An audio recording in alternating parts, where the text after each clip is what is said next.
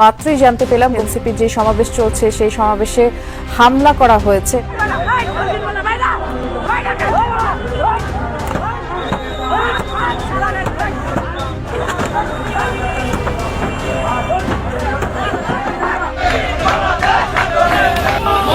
বাড়িতে বাড়িতে ছেলেটা এখানে এসে পড়ে গেল, পড়ে যাওয়ার পরে এখানে এসে বেদম ছেলেটারে পিটাইলো, তার অবস্থা খুবই খারাপ, মাথা টাথা ফাইটা একদম মানে। এই এনসিপি আলার সাথে চ্যালেঞ্জ করলাম, তোর যদি সাহস থাকে তোর আইস, তোর হুমকি দেশ গাই বেটা গোপালগঞ্জে এত সাহস বেটা বলে।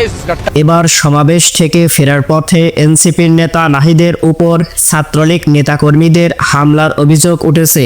রাজধানী ঢাকায় ছাত্রদল এবং এনসিপির বিশাল সমাবেশ অনুষ্ঠিত হয়, কিন্তু এনসিপির সমাবেশকে ঘিরে আইনশৃঙ্খলা বাহিনীর কঠোর নিরাপত্তা থাকলেও শেষ রক্ষা হয়নি এনসিপি নেতাকর্মীদের। সমাবেশ শেষে ফেরার পথে রাস্তায় এনসিপি নেতা নাহিদ ইসলামের গাড়ি আটকে গাড়িতে হামলা চালায় ছাত্রলীগের নেতাকর্মীরা।